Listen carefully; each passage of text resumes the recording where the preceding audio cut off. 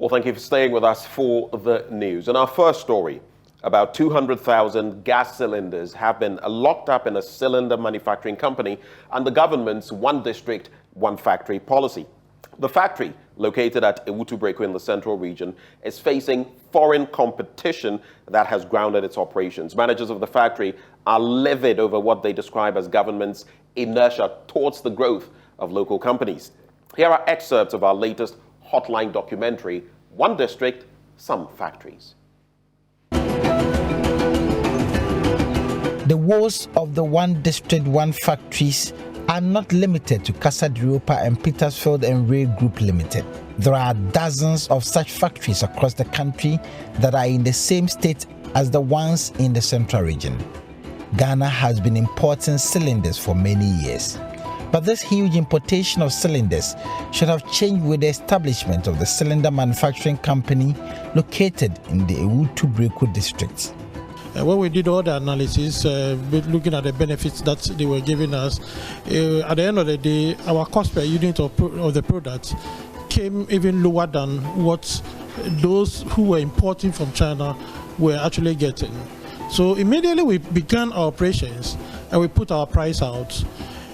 This problem of import substitution, most of the people who were then importing immediately then decided to shift towards us. So at least in our presence immediately killed a problem that this country was actually faced with in the area of cylinder importation.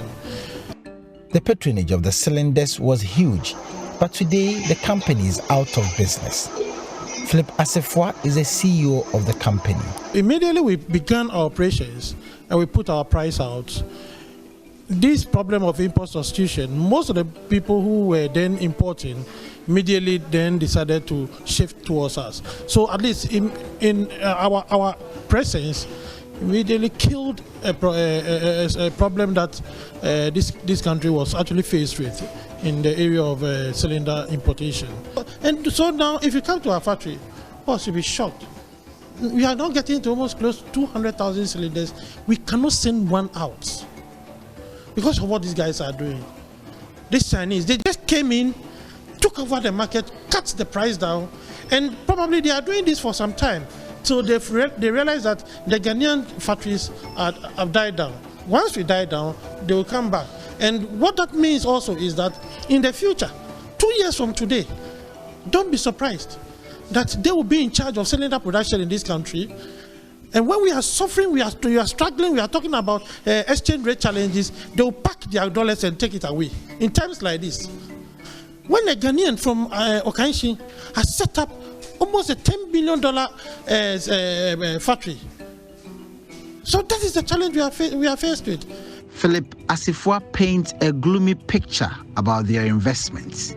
He said their investments are under a serious threat and government should ensure that Ghanaian businesses are highly protected. A nation is supposed to be there for its people. China developed their country, they blocked everybody and they developed their country. Deliberate policies, protecting themselves and making sure they got to where they are. Now they are rich and they are now hitting us. We cannot continue to talk about level playing field because what they are doing, this is a direct attack on us in our own country. My brother, if you come to the factory, you'll be shocked. You will see the cylinders plenty. We can't take them out. And workers are working. We have to let them go. This was a factory commissioned by the president just about 2 months ago. We were doing fine until this thing happened. We've written to certain agencies that we were expecting to at least come in, and I was shocked. Well, from there, let's go to the Upper West region, where the regional minister, Dr. Hafiz bin Salih, is worried about the low performance of municipal and district assemblies in the region on the performance contract ranking. The Regional Coordinating Council last year placed 15th out of 16 regions in the country. Rafiq Salam now reports from WA. The Upper West Regional Coordinating Council late last year trolled on social and mainstream media here for placing 15th out of 16 regional coordinating councils in the country. Residents of the region expressed their anger on duty bearers for the region's poor showing. To improve service delivery at the local level, government in 2015 started the implementation of performance contract as a strategy to enhance service delivery and ensuring that management of the assemblies are tasked to delivering some basic services. 8 years after implementing the performance contract, Akakpo Soja Minister Dr. Hafiz bin Sali expressed worry over the low performance of municipal and district assemblies in the region, describing their performance as a collective failure and a wake-up call. In the 2021 annual performance evaluation results, the Upper West region ranked 15th out of the 16 regions. The poor performance is largely attributed to the lack of commitment and compliance with report submission from the region's 11 MMDAs. So our failure is a shared responsibility and a wake-up call to all gathered here today. This therefore calls for an institutional arrangement that will challenge the key players in the local government system to live up to their role in the service, in the delivery of their mandate as enshrined in the Local Governance Act 936 of 2016. Dr. Bin Sali noted that the performance contracts serve as a blueprint for the assemblies and opined that any assembly that is able to meet the terms of the performance contract can easily sail through any performance measurement system. The overall goal of this performance contract is not to find faults with local government staff, but to enable district assemblies to meet their targets through improved performance and service delivery to the people. Ladies and gentlemen, I expect many of us to be agents of change locally. The many reforms introduced in the local government system should inject efficiency and effectiveness and introduce alternative approaches to achieving the roadmap to transforming our local economies.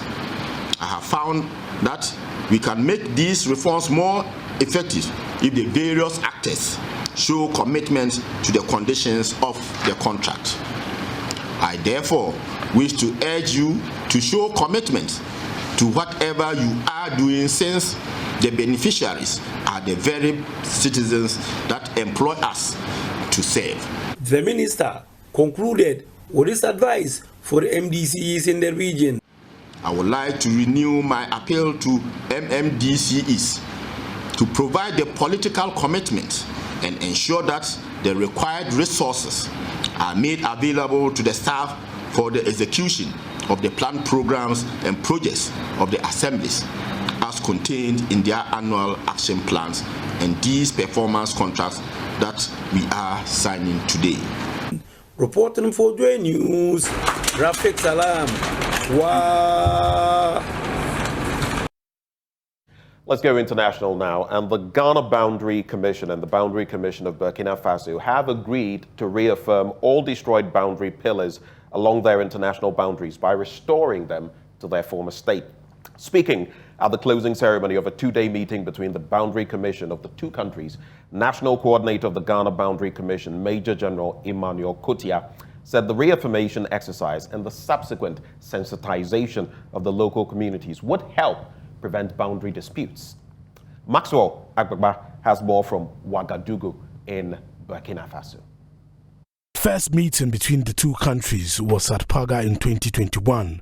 At the end of the latest two-day meeting, Ghana and Burkina Faso also agreed to develop a new boundary pillars document of the reaffirmed boundary line in English and French versions. The two parties also agreed to embark on a sensitization of border communities during and after the reaffirmation exercise. Lieutenant Colonel Evelyn Asamoah read the key decisions taken by the two countries. To establish a joint technical committee and subcommittees to work on the reaffirmation of the common land boundary.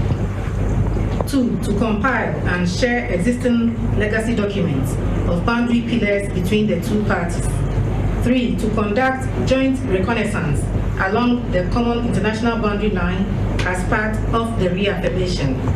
4. To reconstruct all destroyed boundary pillars along the international boundary.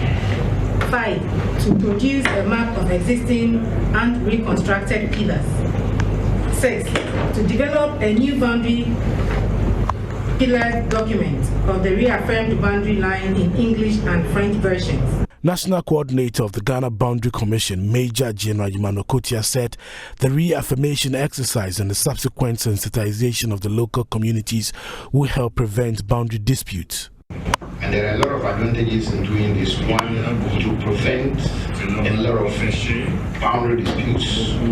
We need to understand that the local communities along the boundary lines of Ghana and Burkina Faso are not aware of where the markings are, because the markings are very far. But with a reaffirmation, which will be done alongside with sensitization, the people will get an understanding of where the international boundary line is, and that will prevent a lot of disputes. It will give clarity to where Ghana and Burkina Faso boundary is. We are envisaging that we will be setting up a technical committee that will effectively undertake the implementation of the decisions that have been taken. Permanent Secretary of the National Boundary Commission of Burkina Faso, Salamatu Bdabao, says both countries will work together to ensure what has been agreed on paper is achieved. GIZ, through the African Union Border Program, provided funding for the meeting. Major General Yimano Kotia appealed to GIZ to consider the possibility of funding the reaffirmation exercise under the framework of the African Union Border Program. ECOWAS Component Manager GIZ African Union Border Program Dr. Sanu Bakari says reaffirmation exercises are very important in preventing disputes. This program was established since 2007 as a structural means to prevent conflict across African continent. You know, since Berlin Conference, the almost 80,000 of African borders are not well defined, and the fact that the boundaries are not well defined create a lot of problems. You know, when you don't know the border, you cannot patrol the borders. Yeah. So that's why we are really supporting this this program, so that we can prevent conflict and also support the two governments to come up with clean the limitation of their borderlands. Civil society organizations were also represented at the meeting. Paul Abrahampa Mensah, Programs Manager at CDD Ghana, lauded the efforts of the boundary commissions of the two countries. Permanent Secretary of the National Boundary Commission of Burkina Faso, Salamatu Bdabao, says both countries will work together to ensure what has been agreed on paper is achieved. Heads of the Ghana Boundary Commission and the Boundary Commission of Burkina Faso signed in exchange the declaration after the two-day meeting. Major General Yimano Kotia presented a plaque to the head of the Burkina Faso Boundary Commission.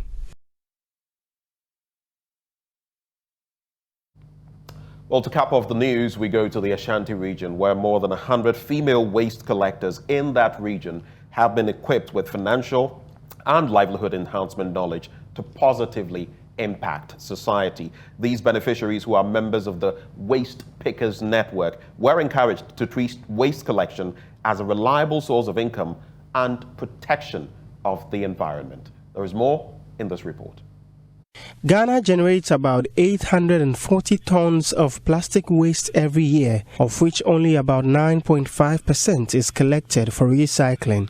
Nationally, more than 2,000 waste pickers are involved in ridding beaches, drains and backyards of plastic waste. Recycle Up Ghana used the occasion of this year's International Women's Day to acknowledge the role of women waste pickers in lessening the plastic waste problem in Ghana. Through the event, Recycle Up Ghana, in collaboration with the Coca-Cola Foundation, supported Waste Pickers Network through livelihood empowerment. The executive director of Recycle Up Ghana, Abdul Rahim Shaibu Issa, said the reason for the event was to unite all waste pickers under one network to enable them access support and livelihood interventions. He also reiterated that Recycle Up Ghana will continue to support the Waste Pickers Network. With our research and our searches, we've realized that largely women in that value chain, that's the waste pickers, they are the lowest on the value chain. So they earn little, they are the ones that are suffering the most. And the motive of this event itself is to first of all announce to the world that there are women waste pickers. There are people who are making such impact in society. And then also to announce and provide additional support in terms of their healthcare, in terms of their economic improvement, and in terms of other work logistics that would be needed to also support them in delivering their work with ease as well. Corporate trainer and coach for Recycle Up Ghana, Rita Krampa, encouraged women to eschew idleness and support their families financially. Whatever you are doing, once it is bringing you income to support your family, to support the environment, to support yourself, you are good to go.